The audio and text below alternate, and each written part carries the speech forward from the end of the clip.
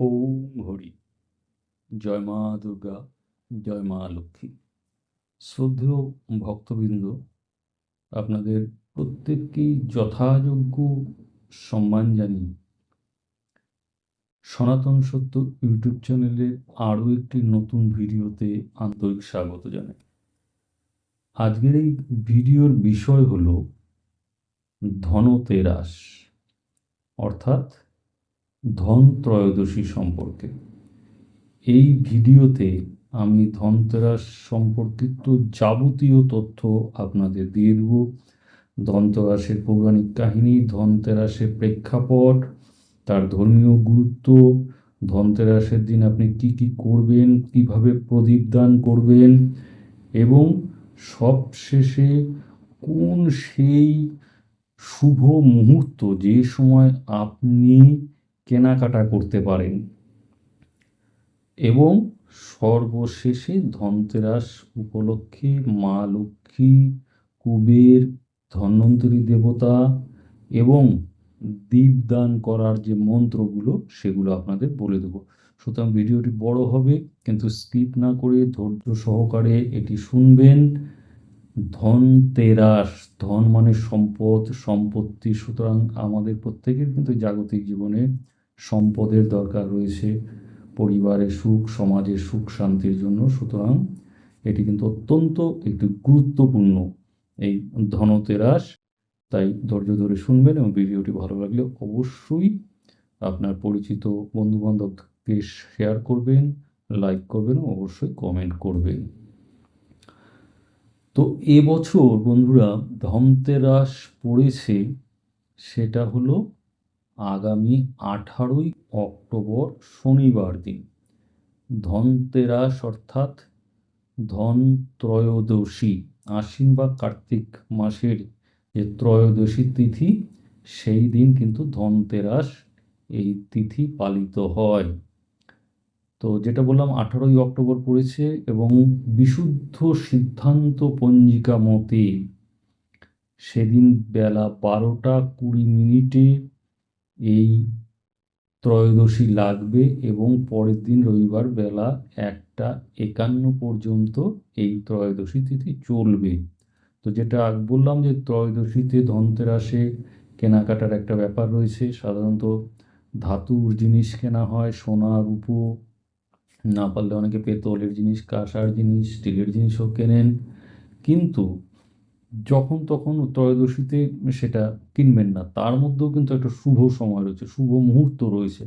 আমি ভিডিও শেষে আপনাদের সেই শুভ মুহূর্ত, অর্থাৎ সেই হোড়া, কোন হোড়া, হোড়া যেটা বারবার বলছি, জ্যোতিষশাস্ত্রে একটা অন্যতম প্রধান বিষয় হলো কিন্তু হোড়া।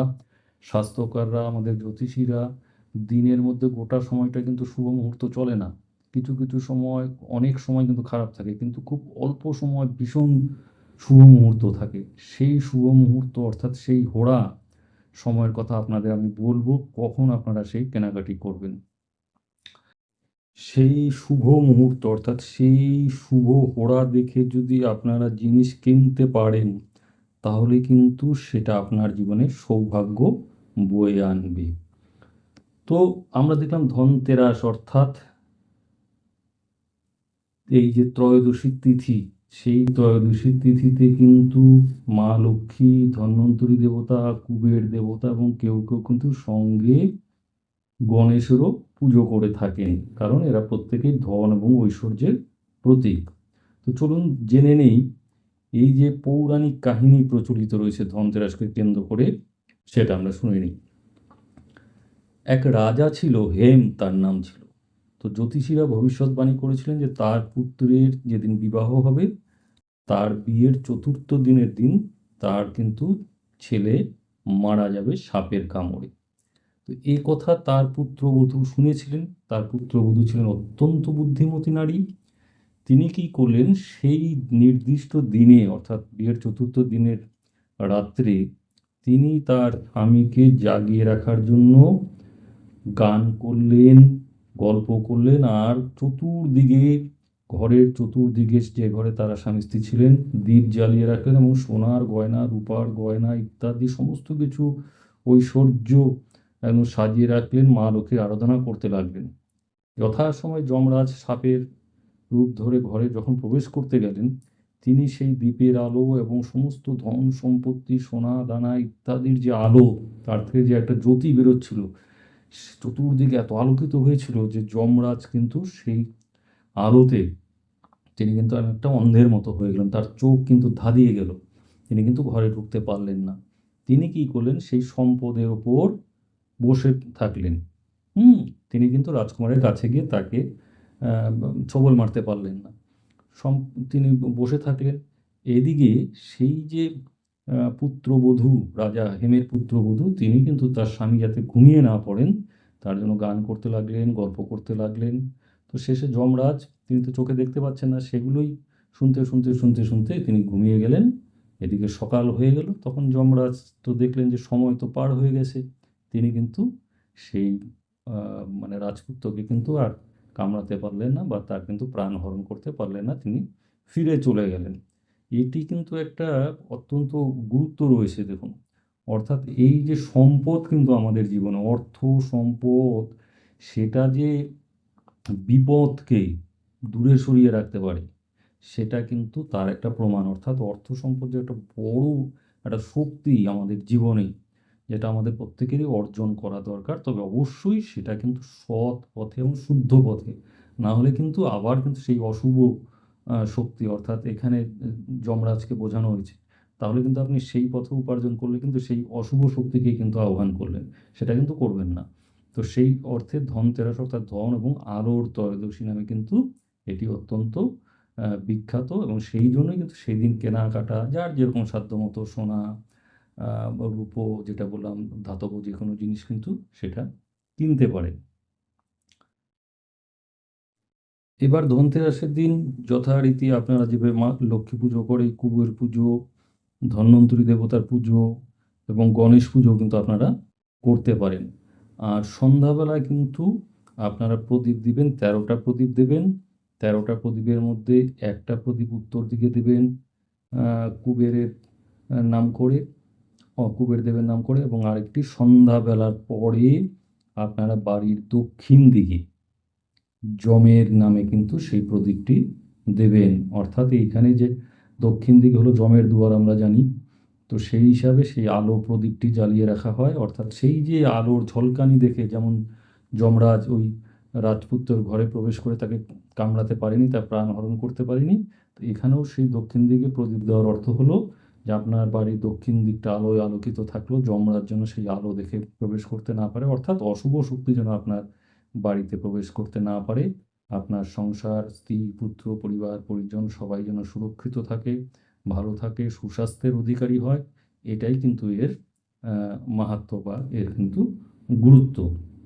তাহলে যেটা বললাম যে কুবেরের যে প্রদীপটি দিবেন এবং বাকি যে 11টা প্রদীপ, এগুলো কিন্তু ঘিয়ের প্রদীপ দিবেন। আর ওই দক্ষিণ দিকে যমদেবকে যে প্রদীপটা দিবেন সেটা কিন্তু সর্ষের তেলের প্রদীপ দেবেন। কেমন? তো আজকের দিনেও কিন্তু ধনতেরাস যে উৎসব, তার কিন্তু একটা মাহাত্ম্য রয়েছে। এটি শুধু একটা পৌরাণিক কাহিনীও নয়, কারণ আপনি যদি সমৃদ্ধি চান তাহলে কিন্তু যেটা বললাম, একদিকে কিন্তু আপনার শরীর মন সুস্থ থাকতে হবে, শান্তি কৃতজ্ঞতা দরকার রয়েছে, যেটা আমাদের কাহিনী অনুযায়ী ধন্বন্তরী দেব, তিনি এক হাতে আয়ুর্বেদ গ্রন্থ, অন্যদিকে অমৃত কলস নিয়ে তিনি সমুদ্র মন্থন থেকে উঠে এসেছিলেন। মা লক্ষ্মী আমাদের ধন দেন, আমাদের শুদ্ধতা দেন, আমাদের পরিশ্রম করলে তার ফল প্রদান করেন। কুবের দেবতা, কুবেরকে বলা হয় দেবতাদের, তিনি কোষাধ্যক্ষ, যেন ক্যাশিয়ার, তিনি ট্রেজারার। তিনিও কিন্তু সম্পদের দেবতা। অন্যদিকে গণেশ সিদ্ধিদাতা, গণেশ যে কোনো কাজে সিদ্ধি লাভ করবার জন্য সিদ্ধিদাতা গণেশের যে ভূমিকা রয়েছে সেগুলো কিন্তু আমরা মাথায় রাখবো, এবং দীপ জ্বালিয়ে রাখবো। ভক্তি, এবং এই দ্বীপ হলো ভক্তি এবং সততার দ্বীপ।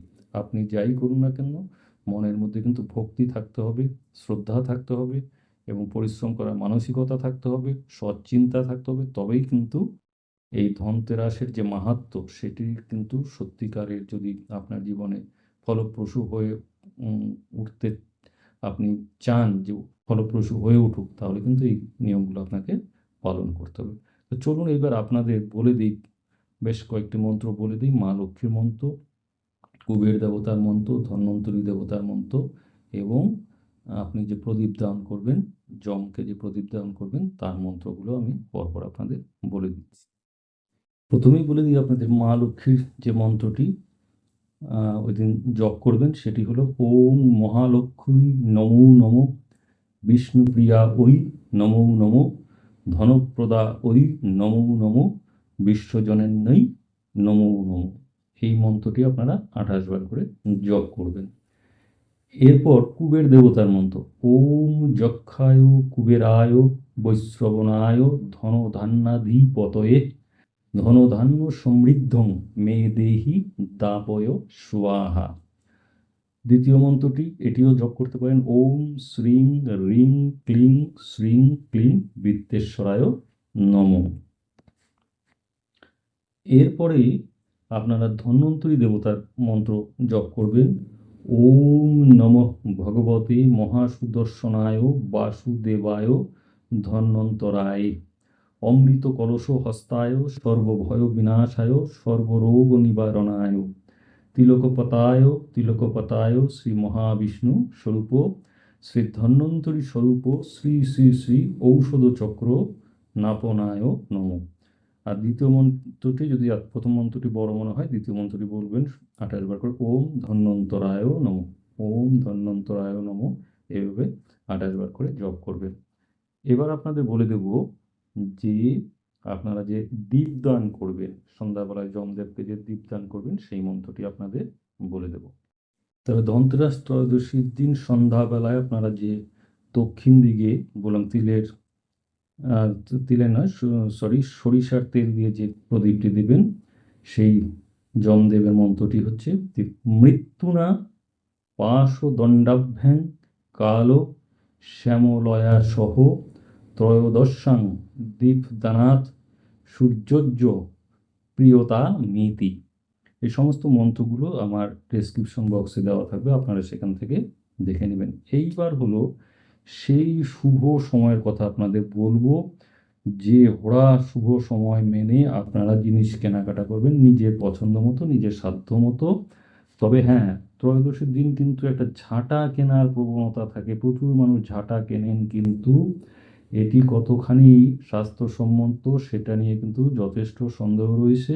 এটা আপনার বিবেচনার উপর ছেড়ে দিলাম, আপনি বিচার করুন যে সোনা দানা পিতল কাঁসা এগুলো সম্পদের প্রতীক না ঝাঁটা সম্পদের প্রতীক, আপনি সেই বুঝে সেটা কিনবেন। শাস্ত্রে কিন্তু ঝাঁটা কেনার কথা কোথাও বলা হয়নি। সম্পদ বলতে আমরা সোনা রূপা অর্থ এগুলোই কিন্তু বুঝি।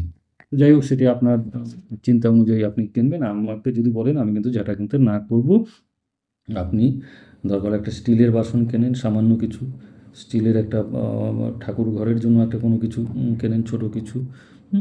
তো যে সময় কিনবেন, আমি বললাম 12টা 20 থেকে এমনি ত্রয়োদশী তিথি লেগে যাচ্ছে পরের দিন বেলা 1টা 51 পর্যন্ত, কিন্তু শনিবার দিন যেদিন ত্রয়োদশী তিথি লাগবে সেই দিন বেলা 1:30 থেকে 2:30, আবার বলছি বেলা 1:30 থেকে 2:30, অথবা সন্ধ্যাবেলায় 6:30 থেকে 7:30, এই যে এক ঘন্টা সময় বললাম, যেটা চন্দ্রের হোড়া এবং বৃহস্পতির হোড়া, এই সময় যদি আপনি কোনো কিছু কেনাকাটা করেন ধাতব জিনিস, তাহলে কিন্তু সেটি আপনার জীবনে শুভ ফল সৌভাগ্যদায়ক হয়ে উঠবে বলে শাস্ত্রে বলা হয়েছে।